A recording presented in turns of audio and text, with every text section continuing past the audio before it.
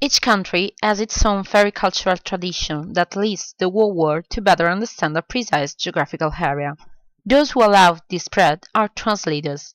They understand concepts and peculiarities of a certain language and are able to transfer them into another language, following an accurate study of psychology and people's behavior. But first of all, what is children literature, and do children need to learn or to enjoy themselves thanks to this genre? Taking in account three different literary works, we'll try to explain this aspect. Since the introduction of the children's and household tales by the Brothers Grimm, children all over the world have been educated and inspired. These stories are written in a simple grammar style in which appear puns, onomatopoeia, and other linguistic elements. The easiest way to simplify a text is analyzing its plot, main characters, places and time, details.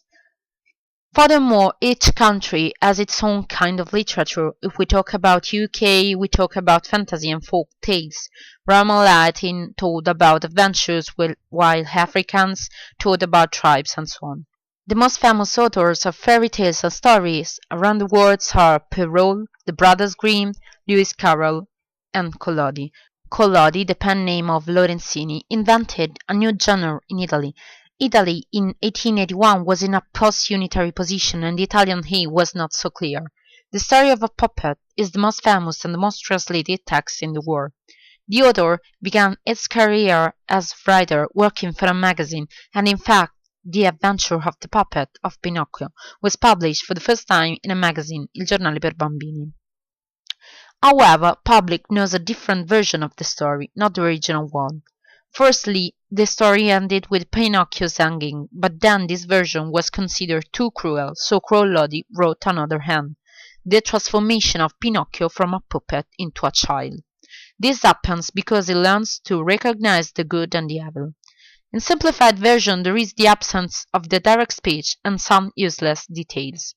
In 1941 was produced the cinematographic adaptation by Walt Disney. Principal rules for a perfect adaptation are to delete useless characters and to concentrate others, considering film production requests. Examples are the talking cricket, Mangiafoco, and the fox and the cat.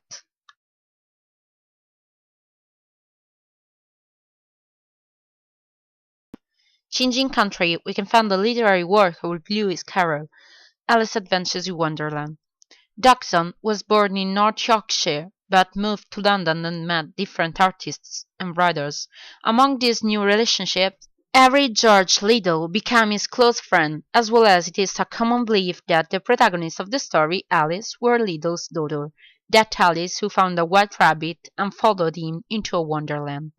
Carroll was also the author of the drawings of the first edition of the story. A few years later was published the sequel of the book, Through the Looking Glass and What Alice Found There, but was described a new Alice, a mature Alice. The peculiarity of the story is the stylistic form. There are puns, mine, tail, well, that lead to misleading speeches between characters. Those allow many different versions and translations.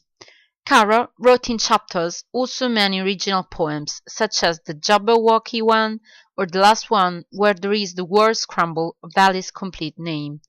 According to Christian North, proper names should not be translated, but in many cases is almost impossible.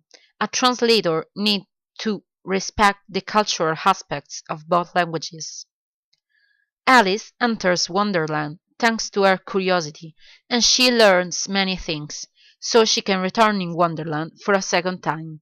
One of the most famous adaptations is Alice in Wonderland 1951 by Walt Disney, followed by the Tim Burton adaptation in 2010.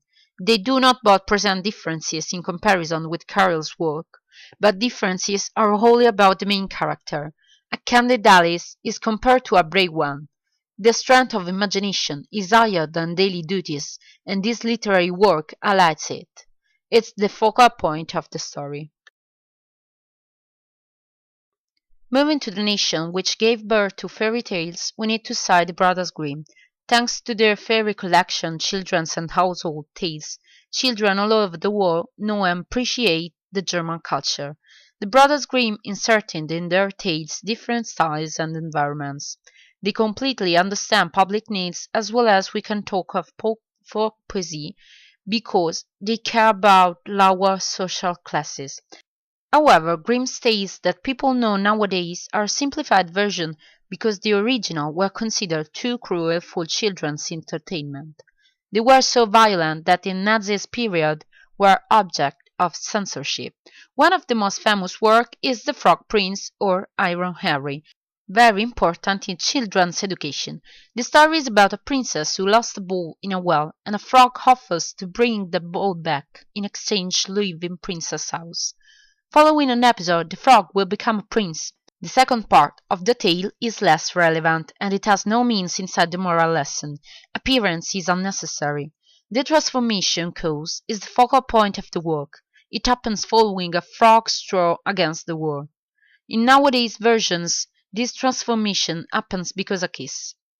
Regarding translation, we can notice that there are no difficulties except for the word frecce in the last part of the tale. This word can have different meanings. It is a calque of the word wretch, a misleading word meaning frog, or it may mean ferret, Frechen in German. Common beliefs prefer to choose the first explanation. Concerning adaptation, only few films are accurate versions. Walt Disney, for example, in his cartoon The Princess and the Frog, inserted only a few details of the Grimm's tale, changing also the transformation scene. Furthermore, it is the first literary adaptation that has a protagonist, a black girl. Differently from classical standards regarding this issue, some recently articles stood about censorship on tastes that do not respect modern standards, for example, French tales. So, answering to the first question, yes, we can say that this kind of literature, through simplifications and modifiers, keeps to teach children and adults all over the world. However, also François Vaucluse was right saying that a poem ends the day in which it is translated. Incomplete, so it is, the only true image of infinity.